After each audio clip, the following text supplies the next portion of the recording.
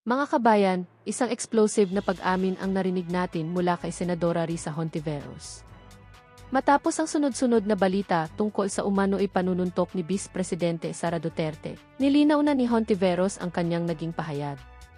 Ayon sa Senadora, di siya binato ni Sara, ngunit kinumpirma niyang nanapak ito sa ibang pagkakataon.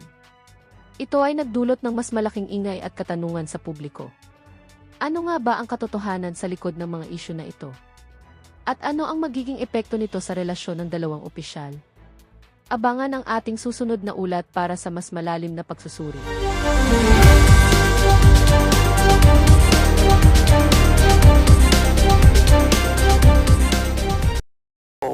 Ay, kasama nga po pala natin si Attorney Poa. Nandito siya po ngayon. Thank you very much for joining us. Good morning, Ms. Corina. Good morning, Sir Willard. Congratulations on your new show. Oh, thank you. Una sa lahat, ang pinaka-importanting tanong. Buena totoo mano po- ba? Buena mano ba itong si Attorney Poa dyan sa bagong programa dyan sa Billionaire News Channel? Memo with Corina. Matindi yung title pa lang talagang mayayari Ba na natin. binato kayo ng laptop ni Vice President? Alam niyo, Ms. Corina, na medyo, di ko alam kung paano magre-react nung nakita ko yung mga SOCMED cards about that. Medyo natawa na lang ako. Actually, thought I shouldn't answer that anymore. Hindi ko napapatulan. But to cut the story, the long story short, hindi po totoo. Na nabato ako ng laptop or kahit ano man. Or, Ano ba yung kwento my mo, years Willard? working with the Vice President, di po namamato ng kahit ano yan. Sabihin ko sana kung binato kayo, saluhin ko ah. Pasa na sa Mamahaling laptop pa nga daw yung binato sa akin. brand So, pa. natawa. Sana maleta na lang na puno ng perang iba to. Naku po, yari It's tayo very dyan. creative. I have to, Very say creative. that. Very creative. 4 gold bars. Yan. Magandang iba to yan. Tatanggapin ko yan. Anyway, so hindi totoo yun. Hindi po totoo. You don't know where it came from? That I don't know. It just story? came out during the weekend. Tapos marami nagtatanong sa akin. Even my relatives started asking me kung totoo yun. Correct, correct. But no, it's not true. It's not true. But ano na siya, parang ano ba yon? Parang fable lang ba yon na the temper of the Vice President? May temper din siya. Actually, Ms. Corina, I've worked with the Vice President since 2022. Nakilala ko lang naman siya noong 2022 sa DepEd. To be honest, hindi ko... You've never seen her meltdown? I've never seen any sign of that temper whatsoever. No. Of course, she's very...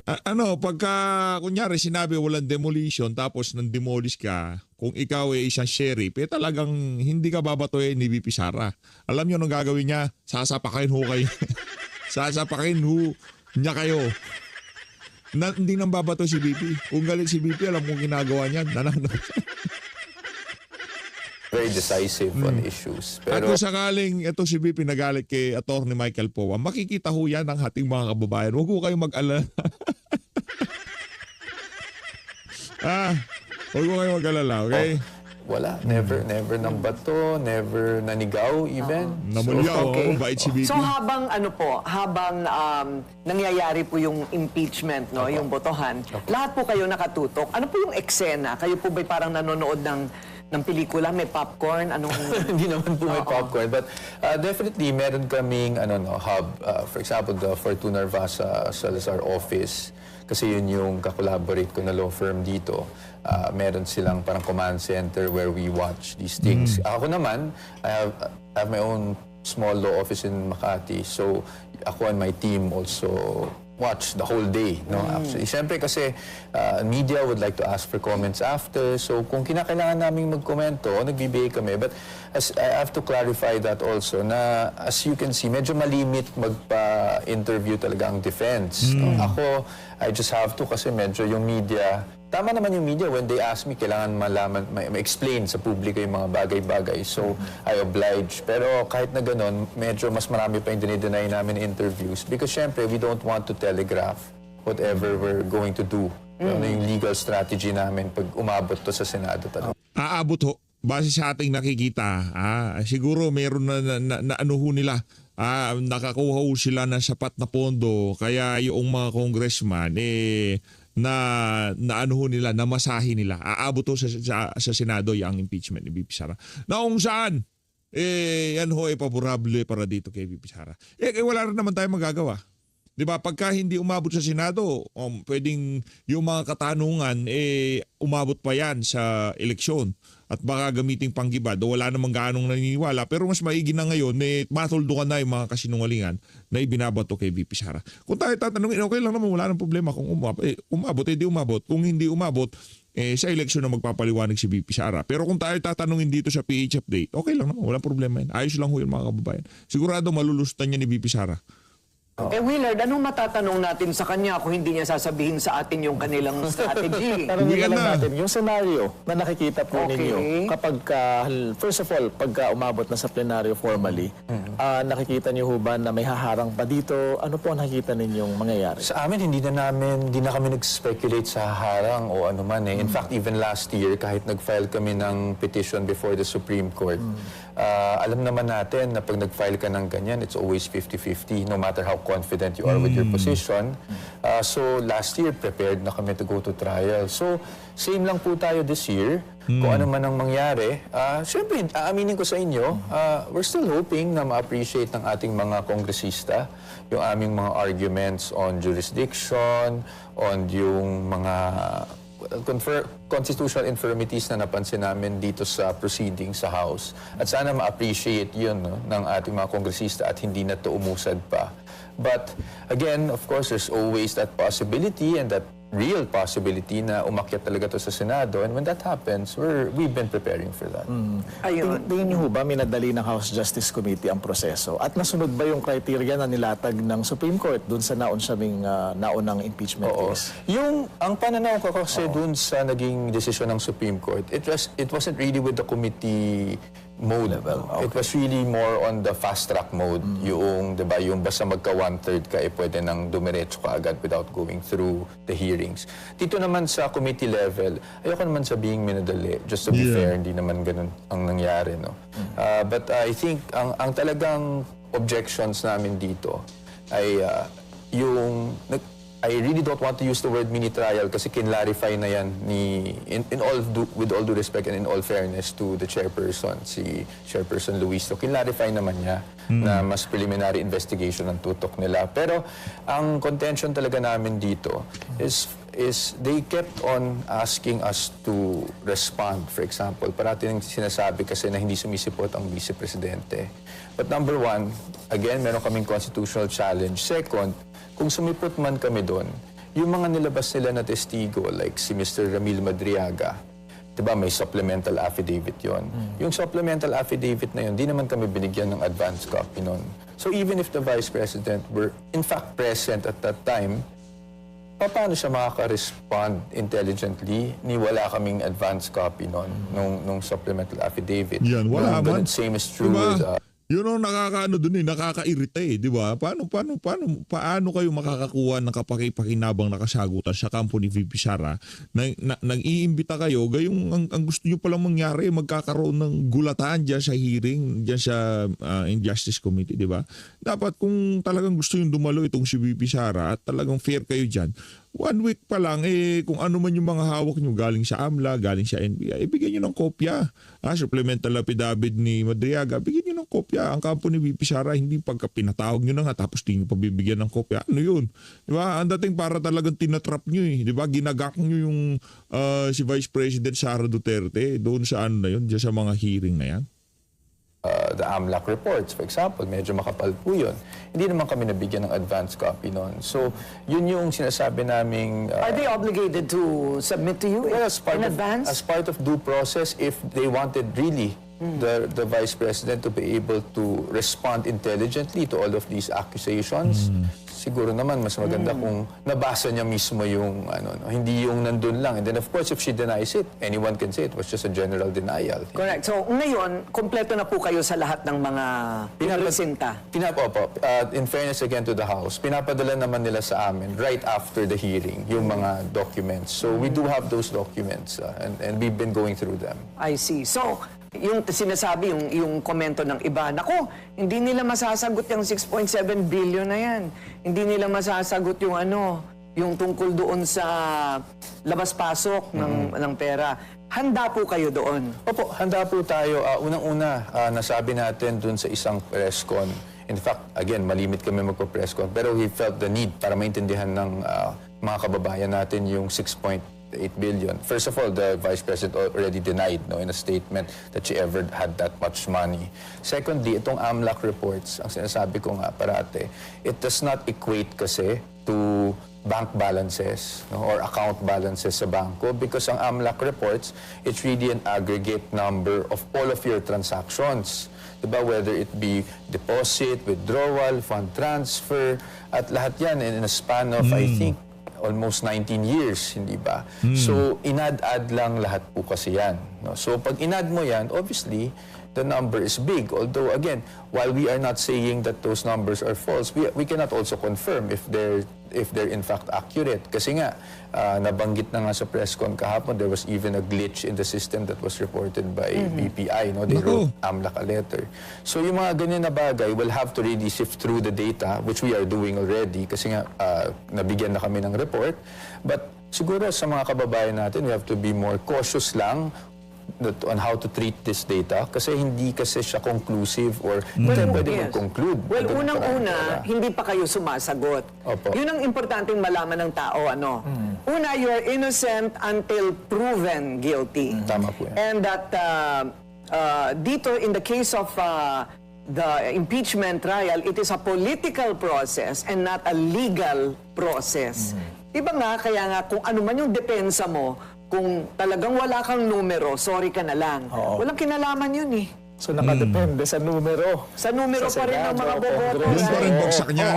Sa botohan pa rin. And in the same way, even if you're guilty, kung meron kang sapat na numero ng mga senador na talagang sa'yo boboto, wala rin, ganun din. Mananatili ka naman sa pwesto. Kaya tanong natin kay Attorney Mike, gumawa na ho ba kayo ng inyong sariling calculation kung ilang possible votes ang Kami po makukuha niyo gumagawa. Meron kaming sa Senado? minus 1 plus 1. Hindi naman po ako magsisinungaling dito. Obviously, that part of the strategy is also to look at the numbers kasi as we know, it's a political process, sui generis and a legal process at that time. May Pero numero, but you know, yung sui generis na yan, ginagamit lang ho yan ng mga congressman na paborable na matanggal si VP Sara. Pero kung atin titingnan dyan, yung impeachment na yan, ano ho yan, 70-30. 70% na puro politika, 30% na para sa accountability. Diba? Para mapanagot yung mga gusto nilang panagutin, 30% lang ho yun. Hindi ho tayo naniniwara para sa accountability yan. 70%, ano ho yan, politika ang motibasyon yan. Hindi yung para mapanagot yung mga nagkasala. Kasi kung yun pala ang gusto talagang mangyari nitong mga magnanakaw na congressman na to, ba't nilaunahin yung issue ng mga manual yung flood control? Ba't nila inuuna yung impeachment ni VP Sara? Gayong mas malala naman yung nangyaring nakawan. Hindi ko sinasabing merong nangyaring nakawan. Meron talagang nangyaring nakawan dyan sa impeachment na yan o wala. Ang sigurado ho natin dito, ang pagkakakilala natin sa mga Duterte, walang magnanakaw na Duterte. Mga Marcos, Romualdez, ano na ho yan? Ika nga, panahon na ho ang mamamalita sa inyo dyan. Diba? Ano na ho yan? Sinubok na ho ng panahon. Iba na yung mga Romualdez, Marcos, mga magnanakaw ho talaga. Pero Duterte, wala po ho tayong nabalitaan. personally sa amin, sa defense team, these numbers can easily change, no? Depending on public perception, etc. So, sa amin, ang focus ng legal team, hindi kami makikisaw-saw sa politika, no? Yeah. Sa amin, it's more of, we need to present a good defense, a solid defense for the Vice President. Para sa ngayon, kahit na alam nating numero or number-driven yan, siguro makakonvince naman tayo ng mga tao na wala naman talagang pagkakasala ang ating Vice Presidente. At maliban dyan, pagdating sa Senado, no, we're expecting, of course, the senators to vote based on the evidence. So, syempre, although political, alam nating numero yan, I think it has to be driven also by the legal strategy and the legal arguments, the way we present it, na maintindihan ng taong bayan. Because of course, public perception will also affect the senators. You mentioned BPI kanina po, attorney. Ito po ba yung sinasabing parang nadiskubre na mayroong daw na joint account si former President Duterte and Sara. Opo. Ibang matter po yung sa BPI na nagkaroon ng glitch. I think it was a letter that they sent on a transaction that concerned the spouse of VP Sara, si Attorney Mans Carpio. No? So I will not get into detail with that. But yes, meron din ganung issue na I think noong 2015, 2016 pa lang lumabas na itong issue on the joint account of the Vice President with her father. No? There are details that, of course, and I hope, again, I beg your indulgence, Ms. Corina, I cannot discuss the details of our defense here, but we're ready to confront and to make people, ang ating mga kababayan and the senator judges, if needed, understand the nature of the alleged account and to show that this is not something that VP Sara ever really controlled or owned. Okay. No? So ito yung mga bagay na hindi lang namin mailalabas pa yung detalye sa publiko, but we want to show the true nature of that account. Okay. So you're not categorically denying that there is a joint account? We cannot because as you can see, may mga nag-deposit na doon sa account, nagsusubok na sila. Kaya nga sa isang suspicious transaction, puro piso-piso, yung lumalabas sa AMLAC report. Marami siya nag-try. So that account does exist. Now whether or not that account should be attributed to the Vice President, that's a different matter, and that's something that we will have to discuss and fully present. Last few questions. So si Vice President hindi na po mangingibang bansa. Right now, ang ating Vice Presidente is in The Hague for a series of meetings and visits. No? Yun. So nandun naman siya. I think na-interview na rin yata siya doon. No? Pero hindi po siya pupunta ng iba't ibang bansa tulad ng una pong request. Wala for naman travel. po akong alam na ganun, na plano. Of course, I'm no longer kasi connected with the Office of the Vice President. I'm just really her counsel since 2024. So, hindi ako makakapagsalita ukol dyan. But as far as I know, wala naman po kami na pag-uusapan. Hindi ba, Willard, pinag-uusapan na kahit ma-impeach si Vice President Sara, ang papalit naman sa kanya ay si Pulong ba o si Baste? 2028. 2028. Another Duterte sibling will run. Hindi po ako nakikialam sa politika, Ms. Corina. Ganon, to hindi be kayo honest, kinukonsulta.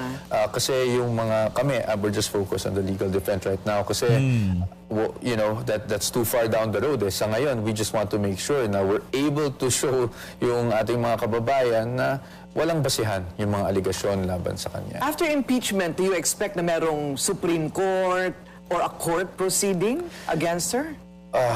Well, there are cases pending, no? Already, actually, there are cases before the Ombudsman. As you know, there's also this case of grave threat sa Department of Justice. So, maraming mga kaso actually na binato talaga sa ating Vice Presidente simula pa noong 2025, I think, no? So maraming kinakarap na kaso. But sa ngayon, as we all know, being an impeachable officer, kailangan ma-impeach muna siya, no, before all these cases move forward. Because sabi nga ng Supreme Court, if you're an impeachable officer and the penalty of these crimes, alleged criminal acts, come with either temporary or perpetual disqualification, hindi po pwede yun. Dapat ma-impeach mo na impeachable officer. No? Meron tayong tinatawag na limited procedural immunity pagdating sa impeachable officers. But, you know, that's too, for us, we're not thinking about that yet. Although, syempre, we have filed our responses and answers to those cases. But right now, we're solely focused on the impeachment. On the impeachment. Maraming Ayos, salamat po, ayos. Attorney Michael Poa. Ayun na nga mga kababayan, napaka-lupit ho talagang sumagot nitong si Atty. Michael Poa sa mga katanungan kaugnay sa kanilang paghahanda sa impeachment at sa mga samot-saring mga aligasyon na intriga na ibinabato dito kay VP Sara. Palakpakan nun natin itong si Atty. Michael Poa. Dito sa bagay ng video natin ito, pag-usapan naman ho natin ang naging interview nitong si Melvin Matibag dito sa story ko na kung saan talagang personal pa ho siyang tinawagan ng isa sa mga anchor dyan sa programa na yan. Ito, panuorin mo natin. Ano nga ba ang nangyari dyan sa pagkakahuli na yan itong si Franco Mabanta? No? Ano ho yan mga kababayan? Panibagong ano siya talagang diversion dahil nga naman na napakaraming issue ngayon na talagang dapat mapag-usapan. Ngayon natakpan tayo dito sa 300 million na extortion daw o di umano nitong founder ng Peanut Gallery Media Network dito kay Martin Romualdez, na kung saan meron sila sinasabing 90-minute video na hawak nitong Peanut Gallery Media Network, na marami sa ating mga kababayan ngayong mga panahon na to nag-aabang kung kailan lalabas yung video na yan. Sabi ho nila, yung mga nababasa natin sa social media, yan daw kung video na yan talagang napakabigat na ebidensya na magtuturo kay Martin Romualdez dito sa issue ng mga maanumalyang flood control project. Yan ang mga nababasa-basa natin. Pero hanggat di ho lumalabas yan, ika nga puro ano lang yan, puro kachismis yan. Kung sakali mang ilabas yan ng Peanut Gallery Network, mas titibay yung kaso laban dito kay Franco Mabanta. Meron pala talagang hawak itong si Franco na kung saan yun kasi aligasyon yun ang aligasyon na kung saan talagang kinikikilan itong si Martin Romualdez.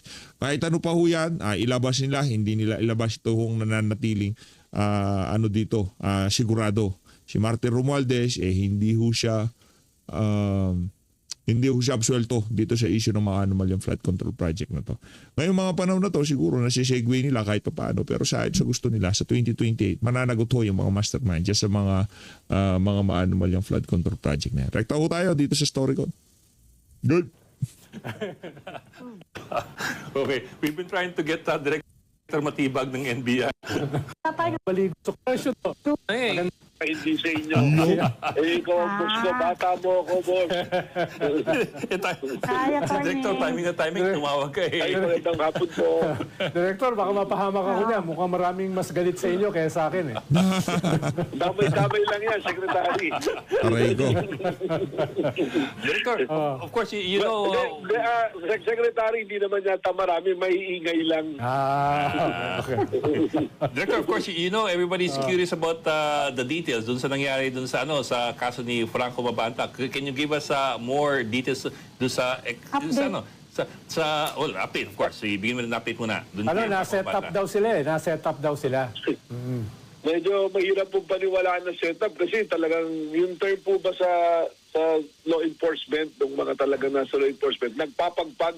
Kasi yung una pong pick-up point na dapat sa peninsula, tapos lumipat ng kabilang building, umakyat pa sa mataas, tumabas sa kabilang pintuan, sa Ayala. Maya-maya, nag-text dun sa may dala ng pera.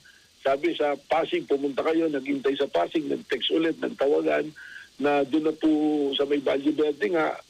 Tapos may inutusan dalawa sa pumick up. Nung nakuha ng dalawa, sinundan kung sa dinala na lugar po, doon na sunahuli na doon na po si Franco Mabanta nung binubuksan na yung maleta ng mga pera po. So from your vantage point, Director, is very strong yung evidence na hindi ito set up.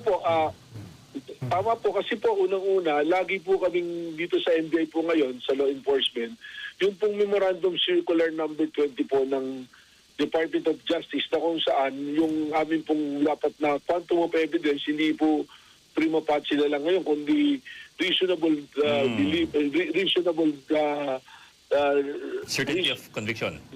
Reasonable certainty of conviction po na sinasabi. So yung ebidensya pong ipinasok namin dyan, ibig sabihin yung elemento po, andyan dyan. Ganito lang naman po pagkaso Titingnan mo, dalawa, facts, saka yung law. Kung yung facts ba na tumutugma doon sa element, sa batas na magkakaroon po ng kaso.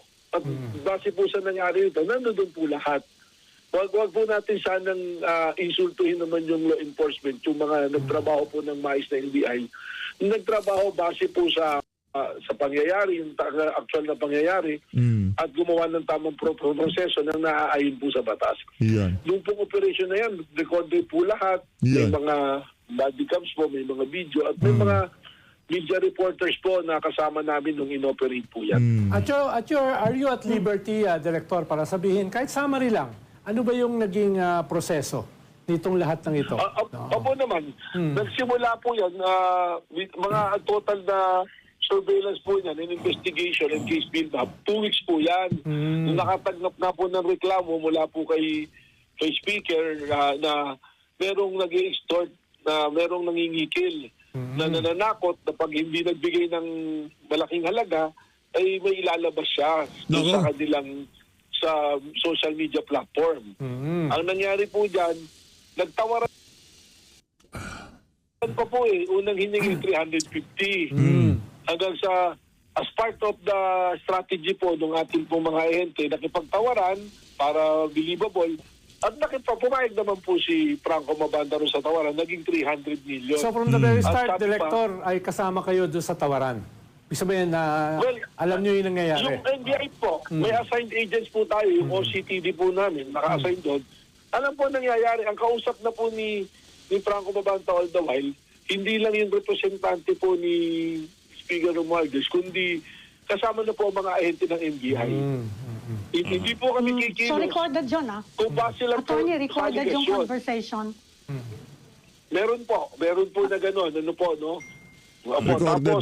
Meron din po mga text messages na kasama yung video na sinasabi, ito, preview to. Parang pelikula na ginawa ng preview na pagka hindi kayo nagbayad, itong buong pelikula, ito, parte lang ng pelikula, preview lang yan. Yung buong pelikula ipapalabas namin at blockbuster to. Kaya yung gustong kita po dun sa palitan ng yung pong video na yan, sa yung pera, blockbuster, 300 billion po yung gusto. Ano rin ho kasi yan kumbaga, ika nga double-edged sword kay Martin Romualdez. Kumbaga pinapatagal lang ho nila yung hindi mapipigilan. Di ba? Dito sa pagkakauli na to, ibig sabihin meron talagang video. Meron talagang hawak itong si Franco Mabanta na meron daw preview Di ba? Meron daw preview. Kumbaga may pinatikman sila, merong thriller. Yung 90-minute video na kung saan talagang madidiin si Martin Romualdez dito sa issue na to. Meron nung silang hawak. Ngayon, itong si Martin Romualdez, malamang sa malamang, ang ano ho niya dito, pinahuli itong si Franco Mabanta para mapakita na malinis ang kanyang konsensya, walang katotohanan yung mga aligasyon laban sa kanya. Pero ang problema ho dito mga kababayan, kung malinis ang iyong konsensya, bakit ka makikipagkasundo, makikipagtawaran na 300 milyon ang ibibigay mo dito kay Franco kung hindi mabigat ang hawak niya? Kasi hindi naman papayag, hindi naman makikipagdildin itong si Franco Mabanta kung alam niya na walang kwenta yung hawak niyang mga ebidensya laban dito kay Martin Romualdez. At hindi rin naman papayag itong si Martin Romualdez na makikipagdeal sa 300 milyong piso kung hindi mabigat yung kung hindi niya nakita na mabigat yung hawak-hawak na ebidensya nitong si Franco Mabanta. Ngayon, abangan na lang ho natin kung saan lalabas yung video na yan nitong si Martin Romualdez na handa niyang bayaran. Handa niyang bayaran Kahit sabihin pa natin na sumangguni siya sa NBI para magkaroon ng entrapment operation para dito kay Franco Mabanta. The mere fact na pumayag ka na 300 milyon ang ibigay dito kay Franco Mabanta, meron nung ibig sabihin yun. Diba? Kasi kung di naman totoo, sige, labas nyo, walang problema Naklanto ako, akong patatakutin nyo, 300 milyon pa hinihingi nyo. Labas nyo yung video, walang problema. Ang problema ho mga kababayan, sumangguni sa NBI, 300 milyon para hindi mailabas yung mga ebidensya na sinasabi nitong si Franco Mabanta, pumayag si Martin Romualdez. Hindi ka rin papayag kung walang kwenta yung mga hawak-hawak nitong si Franco Mabanta. Kaya kung ako dito kay Franco Mabanta, yung pinaka-last episode ng Peanut Gallery Network, Media Network, yung video na yun ni Martin Romualdez. Dahil ito sigurado ko sa inyo, mag-isip na kayo ng bagong pangalan. Diba? Diyan sa Peanut Gallery, mag-isip na kayo ng bagong pangalan. Dahil kumbaga, wasak ang kredibilidad diyan. Diba? Yung mga host di naman apektado diyan Diba? Yung mga nag-guest, nag-host diyan. Ang problema yung founder talaga si Franco Mabanta. Yun lamang yung Franco Mabanta na kung saan tinangkang kikilan itong si Martin Romualdez ng 300 milyong piso. Kasi lahat ng lalabas na propaganda, paninira, pagpuri, mapapaisip kagad yung mga manunood dyan sa page na yan. Yan sa YouTube channel na yan. Diba? Ano ba yan? Binayaran ba yung Peanut Gallery Network para ipakita yung mga larawan na yan, yung balita na yan, yung vlog na yan? ano na kumbaga mapipintahan na kagad. Kaya wala nang future yan. Kaya kung ako sa inyo, kayo dyan sa Peanut Gallery, yung final hurrah nyo, yung 90-minute video nitong si Martin Romualdez. Para matapos na to, nakanto kasi wasak na rin naman kayo Tapusin nyo na, di ba? natin po sa apat na branches. Pero Director, I was wondering lang if you have any recording of the conversation where Mabanta and company made the demand for money in exchange for not publishing the video. I mean, was there any recording of that direct? Meron pong recording at saka yung actual po na ang kausap na po ay yung mga ahente. May affidavit po yan. So, kompleto po yung ebidensya. At ang actual na pangyayari na nagkaroon ng pagbibigay ng pera, pag pinagsama-sama po na yan na po yung ebidensya na bubuo po na there is a reasonable certainty na meron nangyari na robbery through intimidation po. Yung po yung theory po na nabuo ng National Bureau. Hindi naman dapat ma-intimidate si Martin Romualdez. Hindi naman siya dapat sumangguni sa NBI kung walang kwenta yung hawak ni Franco Mabanta. Doon sa pagsangguni niya sa NBI, pwede niyang sabihin na, ano yung kalokohan yan, sasangguni ako sa inyo. Di ba? Kinikikilan ako ng 300 milyong piso. Kalokohan ho yun. Di ba? Wala nang tawag dito, wag ka na hamunin mo na yung Peanut Gallery Network, ilabas nyo yung ilalabas nyo. Pagka naman nagkamali kayo dyan, kulong kayo kasi fake news kayo dyan. Di ba? Sige, hindi na ako pupunta ng NBI. Ilabas nyo yung mga may ilalabas nyo.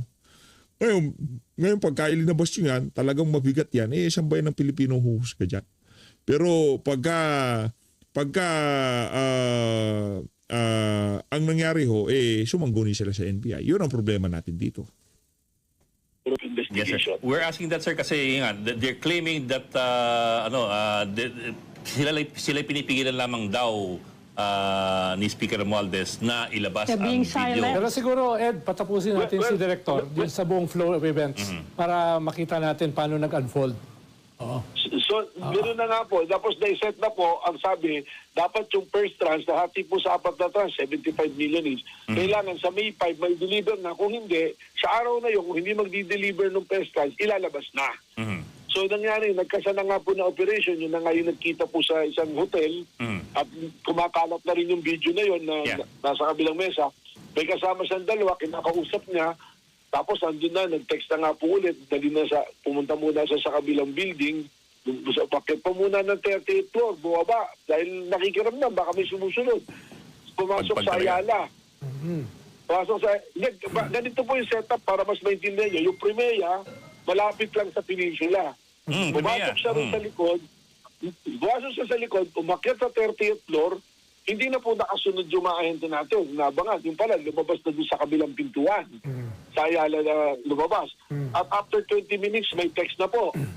Na sa Pasig na pumunta, mag-antay ulit ng mensahe.